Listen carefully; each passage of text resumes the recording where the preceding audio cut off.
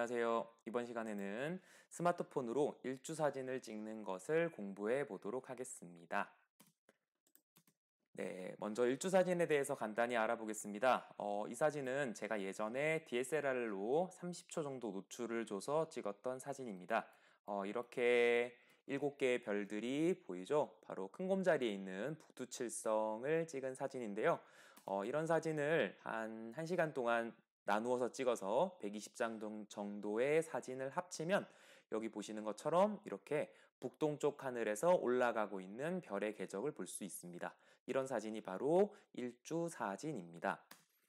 다른 방향으로도 여기는 지금 북동쪽, 그리고 이쪽은 서쪽, 여기는 북쪽, 여기도 북서쪽이 되겠네요. 이런 식으로 여러 방향의 일주 사진을 찍을 수가 있는데요.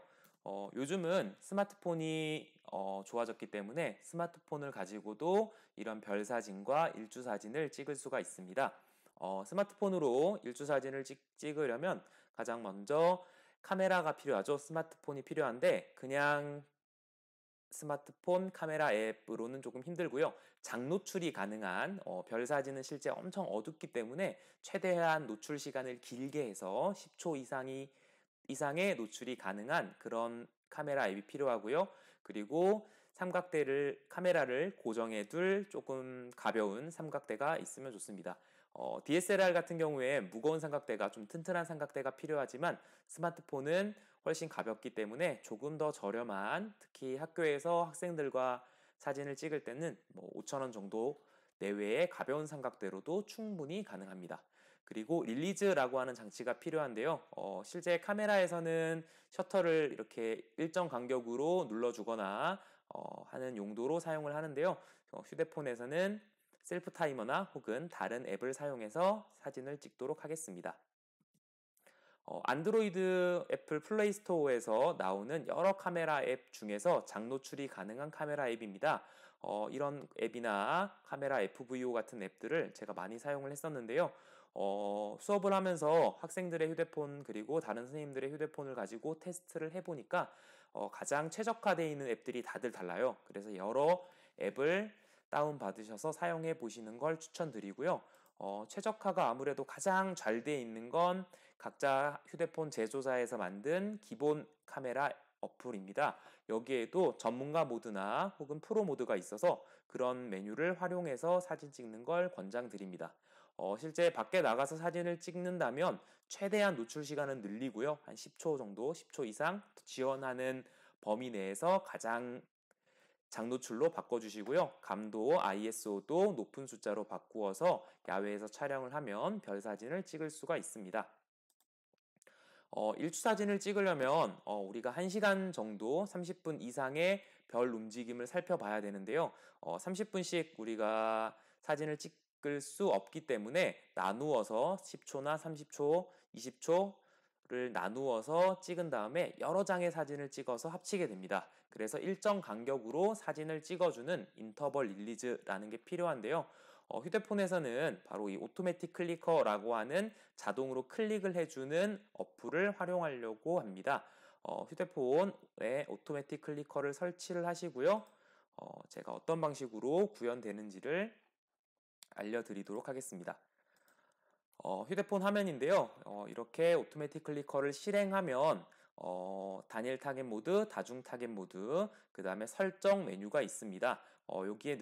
여기 정보를 눌러보시면 이렇게 클릭해 보시면 사용 방법도 상세하게 나와 있기 때문에 한번 읽어보시면 되겠고요.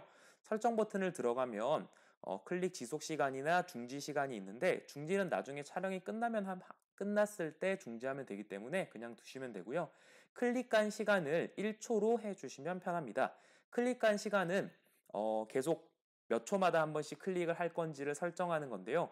저희가 야외에서 10초 이상으로 노출을 주더라도 1초에 한 번씩 계속 클릭을 하게끔 만들어 두면 10초가 끝났을 때 바로 그 다음번 셔터로 넘어갈 수 있기 때문에 1초로 세팅하겠습니다. 그래서 시작 버튼을 누르면 이렇게 창이 하나 생기면서 작은 창이 하나 생기면서 플레이 버튼과 여기 있는 플레이 버튼과 그 다음 창을 닫는 버튼이 생기고요. 여기 왼쪽 위에 있는 작은 검은색 여기 포인트가 바로 사진이 찍히는, 클릭을 하는 그런 포인트입니다. 그래서 이렇게 오토매틱 클리커를 실행하시고 휴대폰의 기본 카메라의 프로 모드로 들어오시면 이렇게 조금 돌릴게요. 네, 이렇게 해두고 여기 오토매틱 클리커를 클릭해서 이렇게 이동을 시킵니다. 이동해서 여기 아까 제가 말씀드렸던, 이동이 잘 안 되네요. 네, 여기 있는 까만색 부분이 셔터에 오게끔 위치하고요. 그 다음 카메라에서 각자 노출 시간이나 여기 있는 감도를 조정하신 다음에 플레이 버튼을 누르면 지금 1초로 세팅했기 때문에 1초마다 한 장씩, 잠시만요. 지금 클릭하는 위치가 바뀌었죠. 네, 이렇게 놓고 플레이 버튼을 누르면 1초마다 한 장씩 사진이 계속해서 찍히는 걸 볼 수가 있습니다. 네. 이런 방식으로 우리가 오토매틱 클리커로 릴리즈 기능을 활용할 수가 있고요. 이렇게 찍은 사진을 이제 한 장으로 합쳐야 합니다. 1시간 정도 찍으면 100여 장 정도의 사진이 찍히니까 사진을 하나로 합쳐야 되는데, 예전에 PC용 프로그램은 스타트레이스라는 이 간단한 프로그램을 많이 사용을 했었고요. 검색하셔서 다운받으실 수 있고요. 휴대폰에서도 안드로이드 앱에도 스타트레이스라는 앱이 있습니다. 이 앱을 설치를 하시고요. 이 앱도 어떤 방식으로 구동되는지를 간단히 보여드리도록 할게요. 화면을 다시 세우고요. 네, 스타트 레이스를 클릭을 하면 여기에 이미지를 고르는 메뉴가 있습니다. 얘를 클릭을 하면요, 지금 제가 최근으로 해놨는데 이렇게 폴더가 나올 거예요. 찍은 사진을 한 폴더로 이동시키면 합치시기가 훨씬 편해요. 저는 테스트 폴더에다 옮겨놨기 때문에 테스트 폴더를 클릭하고요. 그 다음 모든 사진을 선택하고 그 다음 선택 버튼을 클릭을 하면 이런 식으로 사진 100장이 하나로 합쳐지게 됩니다. 뜨죠? 네, 사진을 보면, 뷰를 눌러서 사진을 보면 이상한 사진이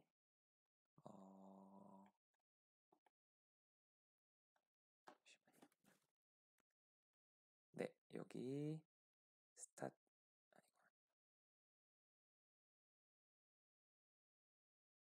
네, 여기 있네요. 맨 끝에 있었는데, 네, 이런 식으로 사진이 합쳐져 있는 걸 볼 수가 있습니다. 지금은 제가 사진을 좀 짧게 해서 이렇게 그렇게 크게 보이지 않는데, 여러 사진이 들어가면 훨씬 더 긴 궤적의 사진이 만들어집니다.